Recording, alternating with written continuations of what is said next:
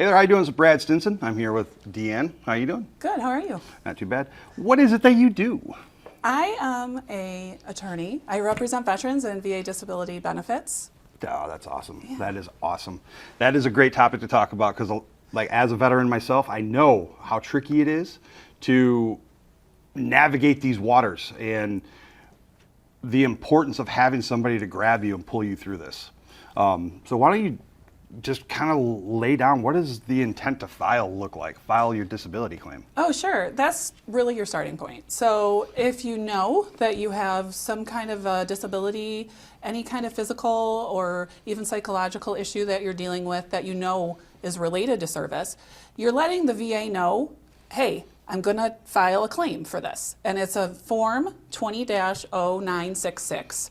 You give it to the VA, you can send it in the mail, fax it, or if you're online, you can do it through va.gov. And you have a year then to finalize that from the date of your intent to file. How do I know, like, vets aren't forthcoming with their disabilities? How do you have any advice on how to squeeze this out of Well, vets? I think a lot of times people, especially veterans, are going to be kind of humble about explaining things that are wrong that they've experienced, and they always want to say, hey, I'm not as bad off as somebody else. But the main thing is just to say, did you ever hurt yourself while you were on active duty? A lot of times we see things that are like back injuries, neck injuries, knee injuries. They're very common just because of the physical nature of what everybody does.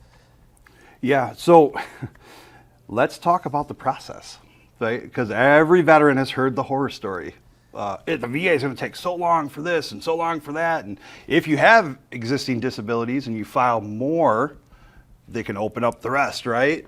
Well, that is true. I mean, not necessarily all the rest, but if you're looking for an increased rating, for instance, if you already have service connection for one of these disabilities like knees or back or whatever, a lot of times they're going to get worse over the years. So you can ask the VA for an increased rating. Your symptoms are getting worse. You're entitled to a higher rating.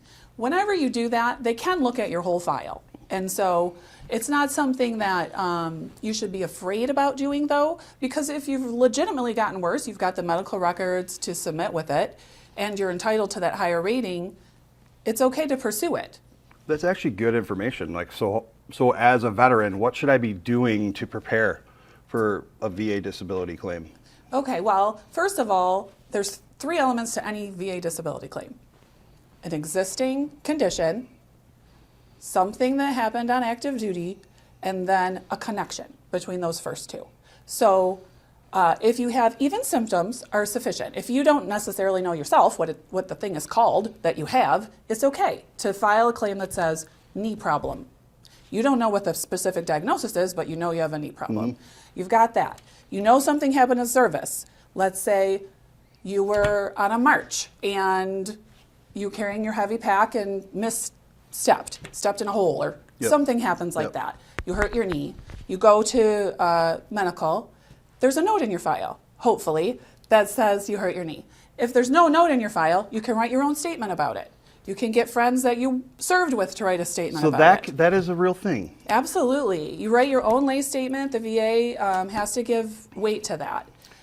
Because in the Marine Corps, whenever we were hurt, it was drink water, change socks, here's some Motrin, get over it, you big baby. Right? Yeah, well, I mean, you guys have an important job to do, and part of it is being tough and being able to power through things. So a lot of veterans have that same, anecdote. I hurt myself, they said, here's some Motrin. So, that's very common, and actually, because it's so common, that works in your favor, because you can write your statement that says, hey, I was in the Marine Corps. I wasn't going to complain. That was going to be held against me. And I wanted to show them that I was strong enough to push through this. You write your statement. And even if you just got the ibuprofen and you were in there for a few minutes, there should be some kind of note about your knee. For instance, as we're talking about knees, in your service treatment records. Well, I'm going to use me as an example. I mean, I filed for knees, and they asked me what happened. I told them what happened during my time in service, and they told me because there's no documentation, there's no evidence that it happened in service. Okay. So your lay statement is evidence that it had been in service. And it is something that, that is correct. So the first question the VA is going to ask is, did you ever get diagnosed or treated in service? Because that's really probably the best evidence of this. And maybe sometimes they stop after the first question when they could have continued to the next one. But if, to be fair, if you have to put that evidence in the record. So it's important when you're trying to establish your claim to know, like, we have to put evidence in the record that will support my claim, whether it's your statement or even if you started seeing the doctor write out a after you got discharged, very close to your discharge, you can give your lay statement to say this happened. But the last element that I talked about is that connection between the two. Your doctor can write you a note that says, okay, this is consistent with what he described happening in service, and it is the threshold is as likely as not, which means about a 50-50 chance. So really the standard of proof is pretty low for VA disability benefits. They're really trying to help out veterans in that way. And if the evidence is about 50-50, the benefits should be granted. So if you get that letter from your doctor saying, yep, we've got current diagnosis, we've got a thing that happened in service, and this is as likely as not because of his service. So what you're saying is everything us vets have heard about the VA is wrong. Well, I can't say that. I can say, though, that it's really helpful to have your claim put together. And I think what happens a lot of times, which is a very reasonable expectation, is people get out of the military and they say, okay, I am going to apply for VA benefits because I know I got hurt and I'm going to tell them this is what happened. But without necessarily understanding like all of the procedures behind it and all of the law behind it, you have a reasonable expectation that they're going to do right by me. I'm going to give them this stuff, they're going to grant it. But we still have to establish the claim. So that's the part that a lot of times we go back years later and we can reopen it. It's not, you get a new effective date, but if it was denied 10 years ago, today I can still say, hey, his needs are service connected, and now you have someone who can help you figure out, like, how do we put that packet together? Correct. So you can put all that evidence in the file, and it can be reopened with new and relevant evidence that's related to your claim. Got it. All right. So why should a veteran use an attorney to file a claim? Can't they just do it online for free? They can. So they can absolutely do it online for benefit? free. I think most of the time, first of all, attorneys are allowed to receive compensation only for appeals. Only for appeals. So no one is allowed to receive compensation for filing a new claim. We do, though, at where I work, we do assist people with claims. It's a pro bono assistance to get that claim going. Is that initial claim or is that subsequent claims as well? So anything that's a new claim to VA. But if you have an appeal out of it, it's helpful to have an attorney because we are trained in the law and specific to VA law. And we can look at the file and say, ooh, I see where this went awry. Here's how I know we can correct it. Or sometimes we can even just flat out say, this is 100% wrong on its face, and we know how to present that argument to the VA to help you. And it's really a little more of a nuanced argument, a little more of a legal argument versus just a factual presentation of here's what happened and please grant my claim. And quite honestly, it's the fact that we know somebody has our six. I think that's the biggest, takeaway I have of it is me going through the process myself, trying to navigate it and answering the questions the way that I did. I didn't know any better, and I got denied for it just because I answered the question as it was asked when I needed to actually respond with a date during my time in service. Right, just a little more specific. Correct. But that is why that's why I do this, because my personal, I get a lot of personal satisfaction out of being able to help veterans.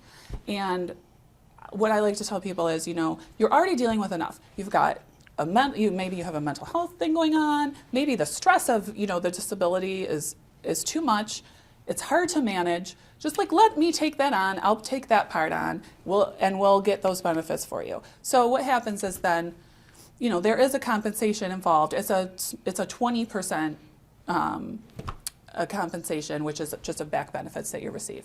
So it's a contingency, one of those things where, hey, I'm not gonna win if you don't win. So Yeah. I'm looking to really help you. Yep. And it is a lot lower. 20% is a lot lower than we could charge, but that is what we do, and it's a back benefit only. Of course, going forward is all the veterans' benefits. So. All right. So I mean, it sounds like vets should be using attorneys. But let's bring this home. Let's bring this home with some best practices that we can share to help with the filing of disability or get the most out of your rating. What advice do you have to any vets? Okay. Or well, that they can pass on? Absolutely. So I think, like I said before, the main thing is you want to make sure that you're giving VA evidence that supports your claim. And that can be your own service records. It can be lay statements of your own lay statements. It could be statements from people you served with, which the VA calls buddy statements. What kind of statement? You said a lay statement? A lay statement, like a lay person versus a medical statement. So any lay person who either experienced it or knows the veteran can write a statement about what happened, how it's affecting their life today. I think that the veteran is the best person to give those statements because you can speak firsthand. But it's really good to have buddy statements, which is essentially people you served with or people who knew you around the time of the injury who can kind of back you up. Your medical records, wherever you're treated, whether it's a private or VA facility, those are records that show your current diagnosis. And of course, if your provider will help you out and write you a letter, which is the VA calls a nexus letter, because it's that connection, to say, hey, this currently diagnosed condition is as likely as not, or even just is because of the thing that happened in service. That's that last part that the VA really needs. Now, once you get past that hurdle, which is the hardest, establishing service connection, then you want to know, is my rating correct? So sometimes what happens, you get the grant, I see my rating decision, my veteran, okay, I know we filed for this in 2012. This is saying they're giving them a 2022 effective date. That's not correct. So we still have to appeal the effective date. Then the other thing is always we want to look at, was the rating proper? Because sometimes you'll get a rating and veterans will say, awesome, I have a rating. And then they don't think about it anymore. Yep. They've gotten to that point and they're very happy because they've got a rating. But my job is to really look at it. Do you have the correct rating? Because they might have you too low. So that's the other part. Down the road, if a year has passed, you're happy with everything's great, it's the right rating, it gets worse. More than a year has passed, so now we're outside of the appeals period. You can still ask for an increased rating, like I was talking about before. That's always something a veteran can do.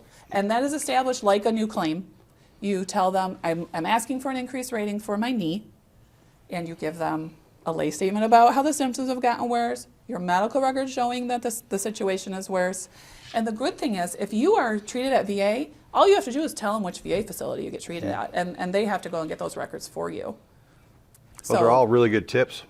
I mean, why is this important? Because if you can get an existing veteran from 30% to 100% in your state, it opens up so many things, especially property tax exemptions. Yes. Right? So that's why this is important. Thank you for watching this video. My name is Brad. Deanne Bonner Simpson. Attorney at law. Thank you. Semper Fi. That was awesome.